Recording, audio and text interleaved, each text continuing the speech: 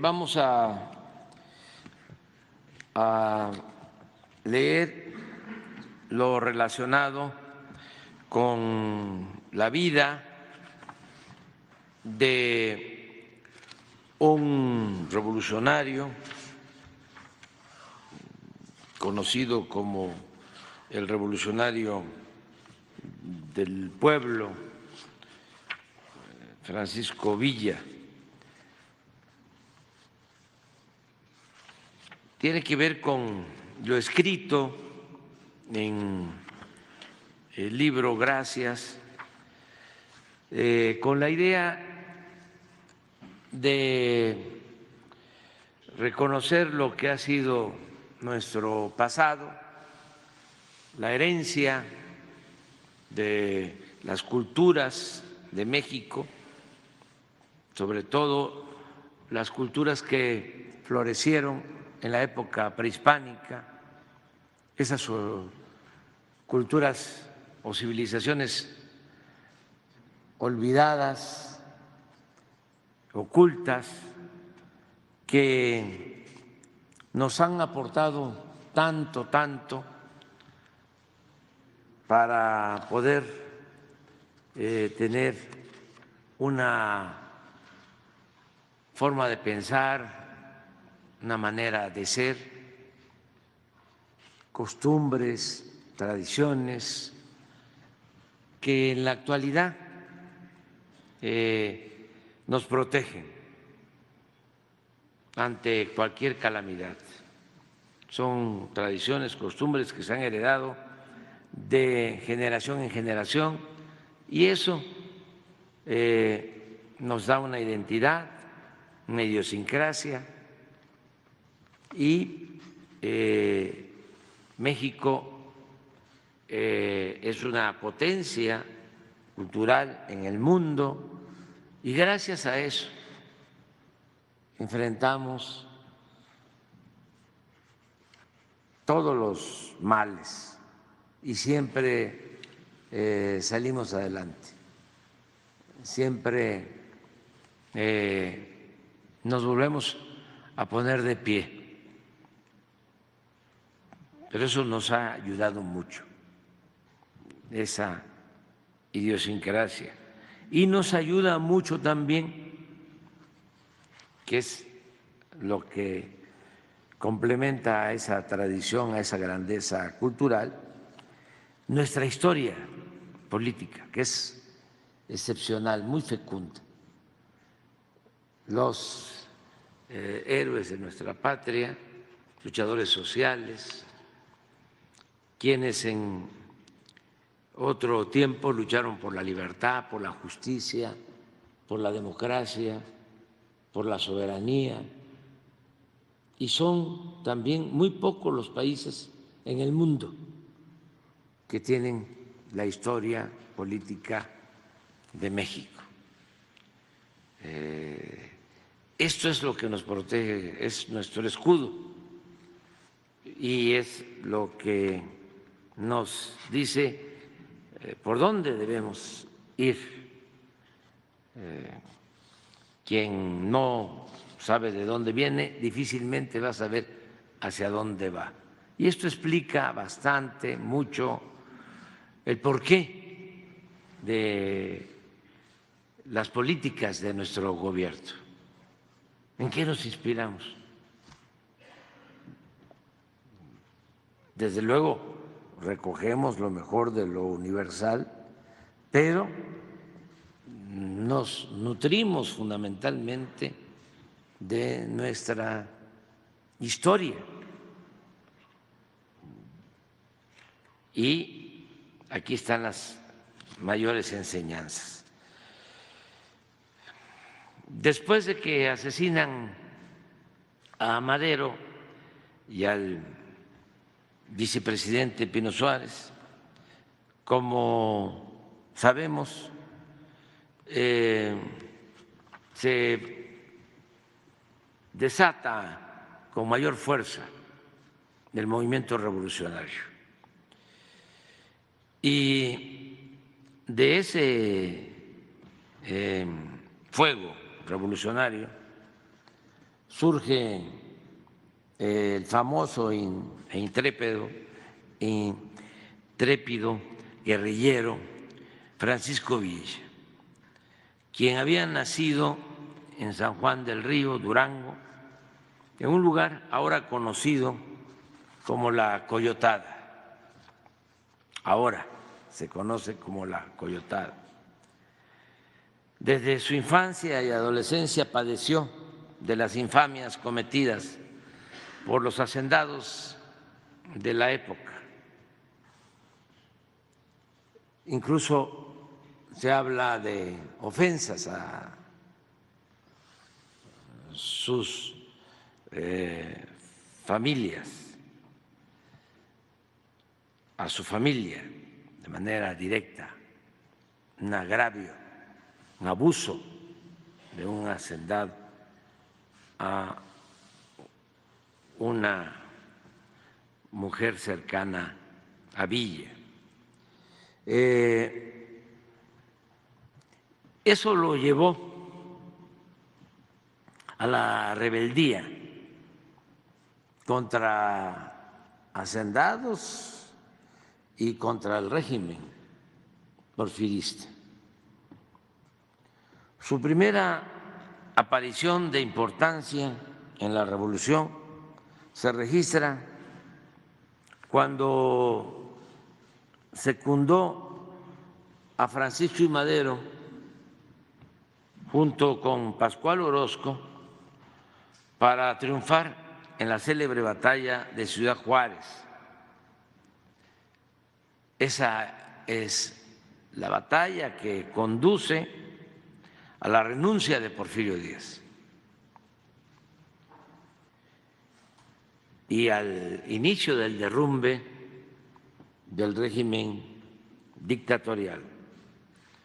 Más tarde, cuando Pascual Orozco traiciona al presidente Madero, ya estando en la presidencia Madero, Orozco se rebela. El presidente Madero enfrenta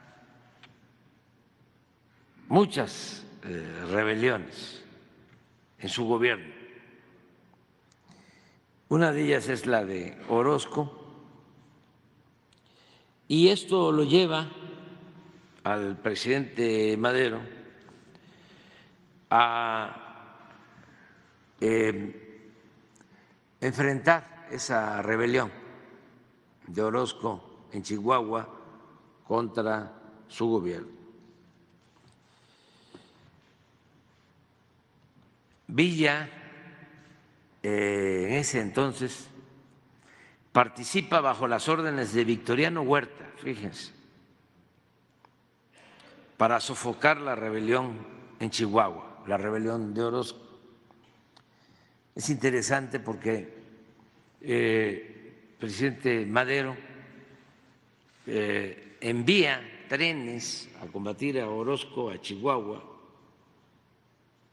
y va incluso el secretario de Guerra, si mal no recuerdo, de apellido Salas, a ver si lo confirmamos. Y Orozco tenía un buen ejército rebelde y es derrotado el secretario de Guerra, y hay un hecho muy lamentable, muy fuerte, porque Orozco hace estallar con dinamita trenes de el ejército maderista y mueren muchos soldados. Y el secretario de Guerra se va al vagón donde dirigía las acciones y se suicida. Entonces, ante esa situación, Madero recurre a Huerta. Esta es la historia. Y lo manda a Chihuahua. Y Huerta derrota militarmente a Orozco. Ahí empieza la fuerza de Huerta.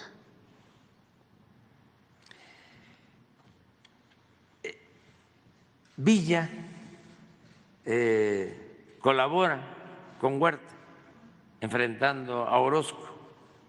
Y es entonces cuando surgen las diferencias de Pancho Villa con Victoriano Huerta. Desde entonces.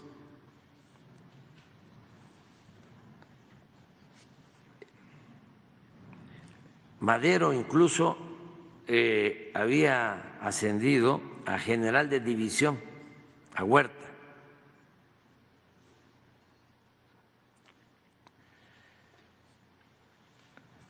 Como resultado de esa rivalidad, el 4 de junio, Huerta acusa a Villa de insubordinación y notifica a Madero que ha ordenado su fusilamiento.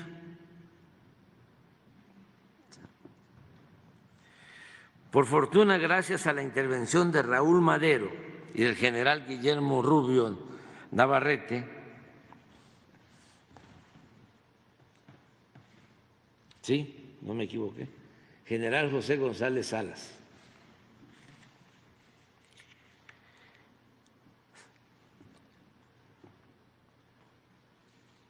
se dispuso que le enviara como prisionero a la Ciudad de México.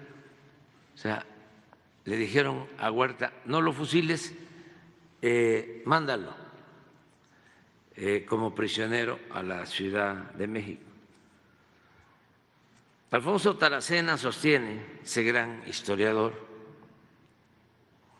que al día siguiente de la llegada de Villa a la capital del país, recibió en la cárcel de Tlatelolco la visita de Juan Sánchez Azcona, secretario particular del presidente Madero, quien lo llevó al castillo de Chapultepec para que se entrevistara con Madero.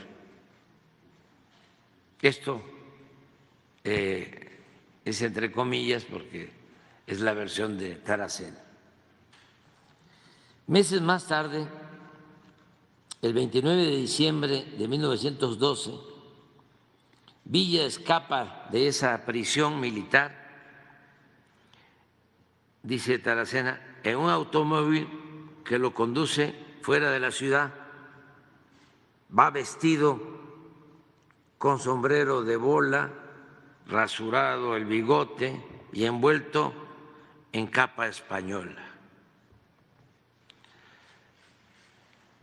El escritor y revolucionario costarricense excepcional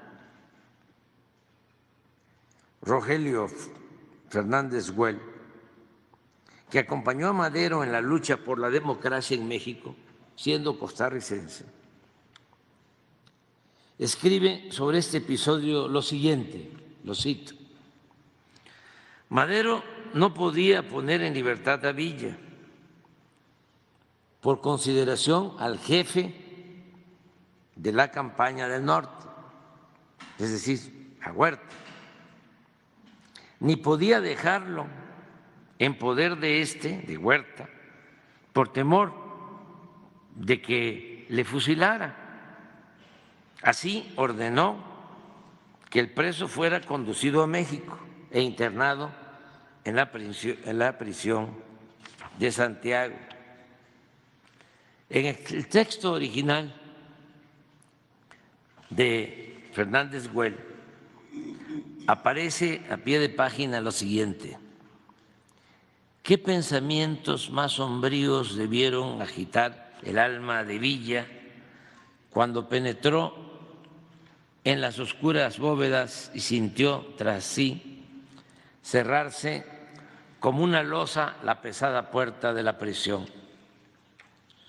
Sobre el escritorio del presidente Madero, dice Fernández Güell, vi una vez una carta escrita en toscos y gruesos caracteres.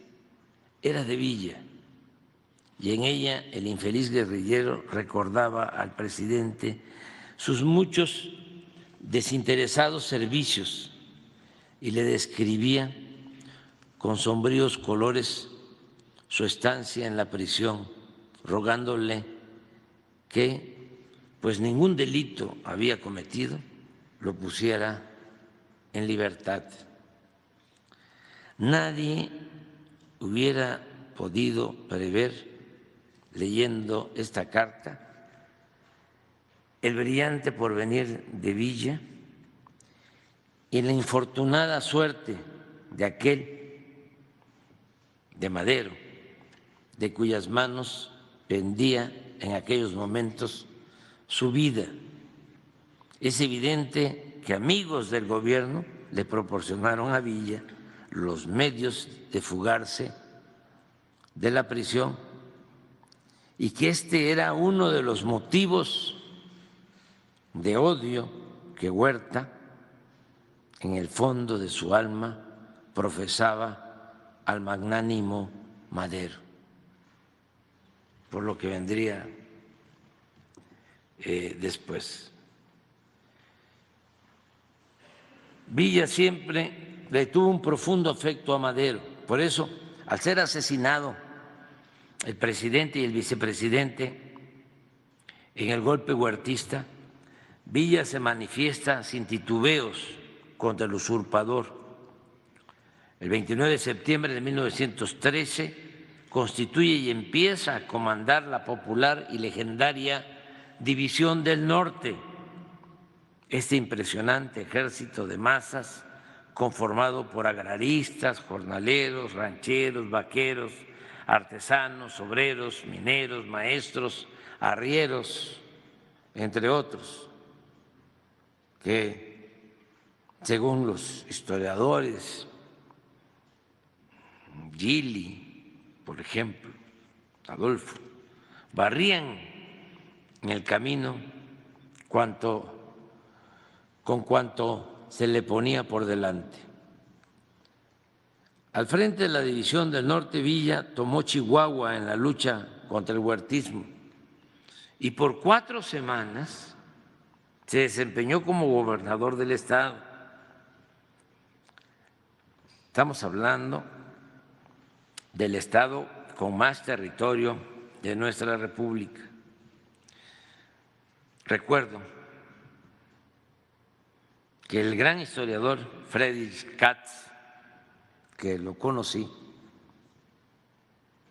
en una de las ocasiones que platicamos, me insistió mucho en que yo debía conocer a fondo lo realizado por Villa como gobernador de Chihuahua. Le fascinaba a Katz contar lo que dejó escrito en su obra sobre el Centauro del Norte, de cómo gobernó Villa en Chihuahua. No voy a describir lo que sostiene Katz sobre ese gobierno, pero sí invito a que se lea. Está en su libro de Katz. Es para mí el mejor libro escrito sobre Villa, los tomos de Friedrich Katz, gran historiador, de lo mejor. Y también recomiendo a los jóvenes el libro de Pedro Salmerón, que es una tesis de doctorado sobre la Constitución de la División del Norte. Es excepcional, magnífica obra para conocer más sobre la vida de Villa. Sobre si Villa fue bueno o malo, bandido social, revolucionario o temido y cruel, posiblemente fue todo eso, pero no debemos olvidar que las revoluciones, aún con sus nobles fines, las revoluciones armadas, siempre han acarreado excesos, son irracionales. Por eso, no a la guerra, sí a la paz. Porque las revoluciones, las guerras acarrean excesos, actos irracionales e inhumanos. Es cosa de recordar lo que sostiene el gran escritor Hemingway en su novela ¿Por quién doblan las campanas? También la recomiendo para los jóvenes. Es un gran escritor, Hemingway, premio Nobel de literatura, y esta es una gran novela sobre la Guerra Civil Española y describe sobre los juicios sumarios y las fusilatas en ambos frentes durante la Guerra Civil Española, de un lado y de otro, porque así son las guerras. Por ejemplo, para imaginar cómo eran los enfrentamientos entre los revolucionarios mexicanos, entre los propios revolucionarios mexicanos, basta leer la sentencia de Carranza cuando ordena eliminar a Villa. Aquí transcribo esa sentencia, nada más a ver si alcanzo a leer el decreto. Tiene 3 artículos, decreto. Queda fuera de la ley el cabecilla reaccionario, ex general Francisco Villa. Este es Carranza. Artículo 2. Quedan fuera de la ley los cabecillas revolucionarios, reaccionarios, el general Rafael Castro y ex coronel Table López. Artículo 3. Cualquier ciudadano de la República puede aprehender a los cabecillas Francisco Villa, Rafael Castro y Pablo López y ejecutarles sin formación de causa,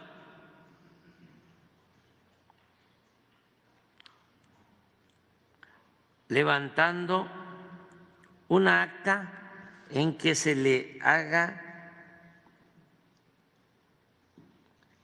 en el que se haga constar su identificación y fusilamiento.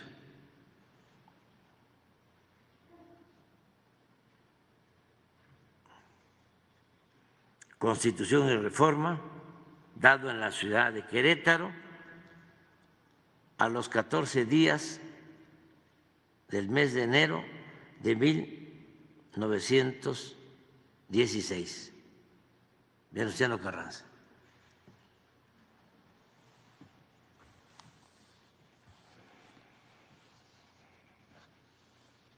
Por cierto, este juicio sumario ocurre 2 meses antes de que el Centauro del Norte tomara por asalto Columbus, Estados Unidos. Y el gobierno de ese país, de Estados Unidos, ordenara al general Pershing que lo persiguiera con su tropa por todo el territorio mexicano, a Villa.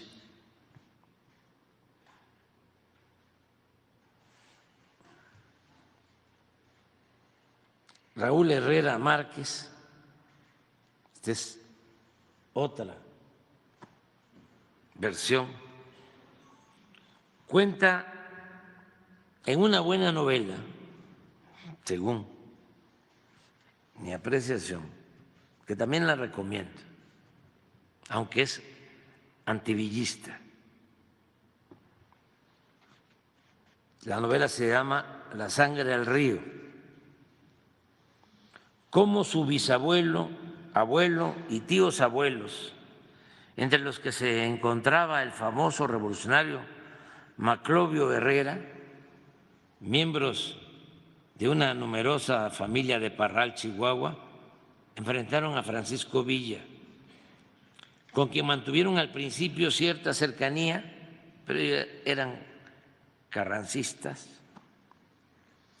y posteriormente se enemistaron hasta el extremo de la confrontación violenta, volviendo a lo irracional de las revoluciones.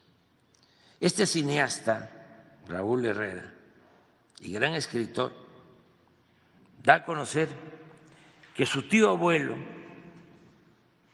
Jesús Herrera, recibió en Torreón el lunes 21 de abril de 1919 la noticia sobre el asesinato de su padre y sus hermanos. Esto es lo que escribe. A él le avisan, le informan. Los agarró Villa en el cerro. Mandó una nota firmada donde prometía respetar las vidas de todos, pero a tu papá y a tus hermanos los separó. Se veía que iba contra ellos. Y dice el hijo de el señor Herrera, dice, lo hizo con premeditación, lo tengo que matar, dirigiéndose a Villa. Le siguen contando, a tu papá le echó el caballo encima y lo arrastró, dice el hijo, a mi bendito padre anciano lo tengo que matar, a Villa. Ahí en el cerro los mandó amarrar, a punta de mentadas los bajaron y se los llevaron a encerrar. Lo hizo con alevosía, dice el hijo, lo tengo que matar. Hoy temprano se los llevó a pie hasta el panteón. Los tres estuvieron muy enteros hasta lo último.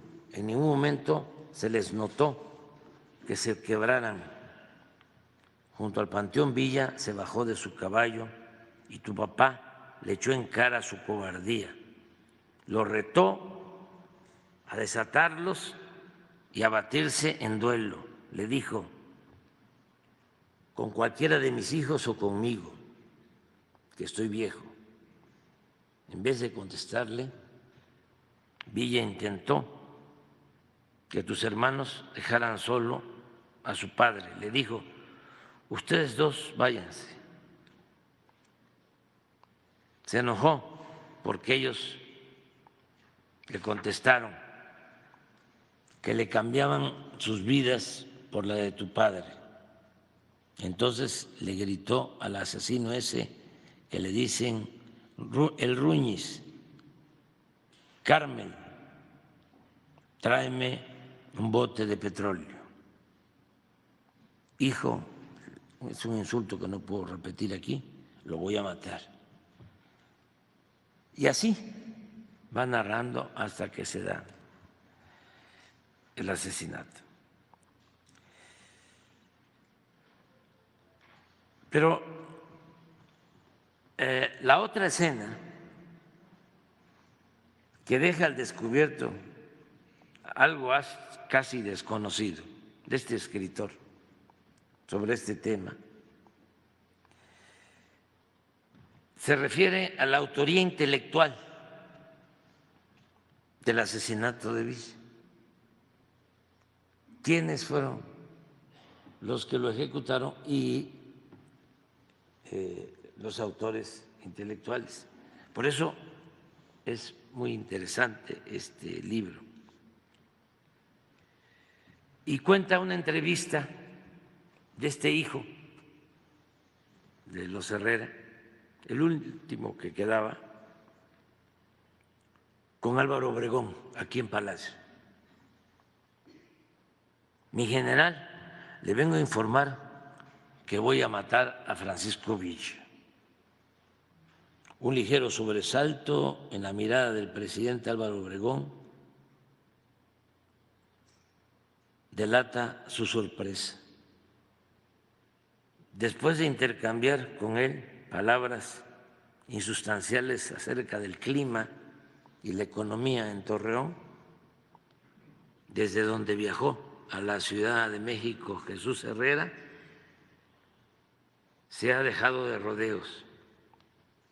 Las puertas del Palacio Nacional se abrieron para él gracias a la cercanía que sus hermanos, los difuntos generales Luis y Manclovio Herrera, tuvieron con Obregón. El presidente mantiene una expresión serena, solo traicionada por la pérdida de la sonrisa, por su silencio y por el tamborileo de sus dedos sobre unos documentos que descansan en el escritorio. No le vengo a pedir permiso, general, continúa Jesús, sin dejarse intimidar por el silencio y la actitud inquisitiva del presidente. Le vengo a avisar. Esa fiera se ha enseñado con mi familia. De los hombres solo quedo yo. Ella ha intentado matarme. Hace apenas unos días me mandó 2 asesinos a Torreón. Gracias a Dios, un pariente lejano que andaba en Canutillo por negocios se dio cuenta de los movimientos y me previno. La policía agarró a los matones cuando entraban armados en mis oficinas. Llevaban mi nombre anotado. Mi general, usted conoce a Villa, también como yo. No va a parar hasta verme muerto. Y es muy capaz de seguirse con las mujeres y los niños. Acuérdese de que prometió acabar con todos nosotros. No voy a quedarme con los brazos cruzados. Tengo que hacer todo lo que esté en mis manos por impedir más tragedias en mi familia. De otro modo, no sería digno de llamarme hijo de mis padres. Bueno, don Jesús, rompe su silencio el presidente Obregón. ¿Vino desde Torreón para decirme esto? ¿Por qué? Mire, general, continúa Herrera, recargando los antebrazos sobre el escritorio después de pasar su sombrero a la silla de junto. Yo ya tengo todo planeado y me falta poco para acabar de conseguir a la gente que se va a encargar, pero necesito pedirle un favor en memoria de mis hermanos, que en paz descansen. Usted sabe que los generales, dice Obregón, y a su señor padre siempre les guardé un particular aprecio.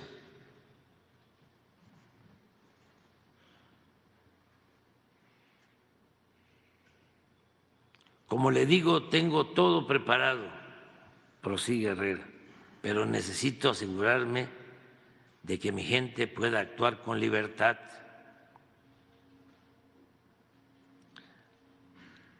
Acuartéleme la tropa en Parral, o si se puede, mándela fuera de la ciudad. También le quiero pedir inmunidad. No soy el único que tiene interés en este asunto. Hay muchos que participamos.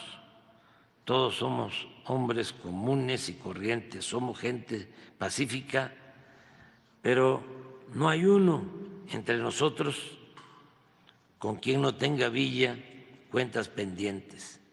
Al que no lo ha tratado de asesinar, le ha matado familiares o lo ha despojado. Todos vivimos bajo amenaza. En esto hay mucho de defensa propia. No sería justo que saliéramos perjudicados por protegernos. Mire, don Jesús, expresa por fin Obregón, a este país lo que le urge es pacificarse. El gobierno no quiere participar en más actos de violencia. Con el estómago hecho nudo, Jesús se esfuerza por evitar que la decepción se le note en la cara. Sigue el diálogo.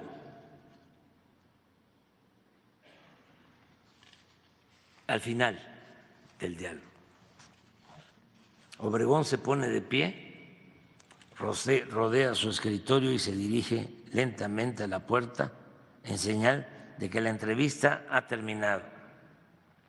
Jesús recoge su sombrero y va tras él. Saludos a la familia.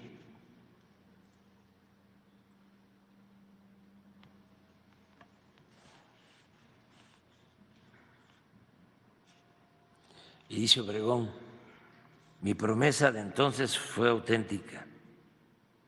Concluye, la promesa era de que se iban a proteger las familias unos con otros.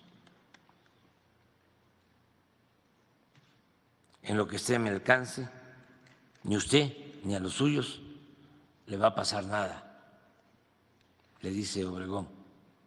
Jesús siente el golpeteo acelerado de su corazón, más claro ni el agua. Le agradezco mucho su compromiso, mi general. Por allá en Torreón, le dice Obregón, lo va a buscar un hombre de mis confianzas. Por conducto de él, manténgame informado de sus negocios, de sus necesidades, en fin, de todas sus actividades, de sus planes.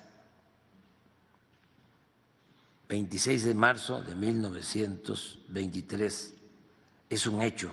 Jesús Herrera tiene el camino abierto para acabar con Villa. Aquí subrayo que todas las guerras son irracionales, insisto, y crueles. Y aunque no siempre las revoluciones han sido deseadas por los dirigentes, no siempre. Hidalgo no quería la revolución. Juárez también era pacifista. Madero era como un santo cívico, sino que obedecen las revoluciones a una serie de complejas circunstancias. Nosotros debemos de agradecer a la vida el poder transformar con intensidad y hondura, y agradecerle también a nuestros adversarios, sin que se haya desatado la odiosa violencia.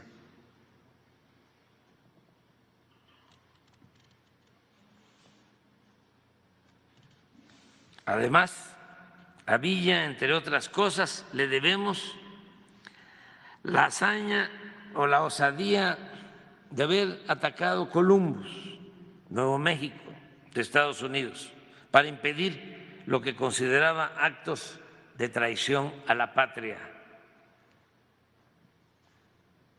El historiador Pedro Salmerón sostiene que desde entonces, en 1916, Villa se convirtió en un símbolo de la resistencia contra el imperialismo. Un ejército estadounidense entró a México para cazar a Villa. Nunca pudieron agarrarlo. El jefe de la expedición imperialista escribió: vamos, vagos rumores y afirmaciones positivas de los nativos indicaban que Villa había partido en casi cualquier dirección y hablaban de su presencia en varios lugares al mismo tiempo. La imaginación popular redujo este hecho a una frase: Villa está en todas partes y en ninguna. El propio Villa resumió sobre ese general lo siguiente, decía: ese Pershing vino aquí como un águila y se fue como una gallina mojada. El fracaso de esa expedición fue uno de los temas que hizo que los mandos políticos militares estadounidenses entendieran más de 10 años después que a Estados Unidos no le convenía una guerra contra México bajo ninguna circunstancia. Y aunque solo fuera por eso, hay que honrar la memoria de Pancho Villa. Eso es lo que correspondió al día de hoy. Muy bien, pues ahora sí, vámonos.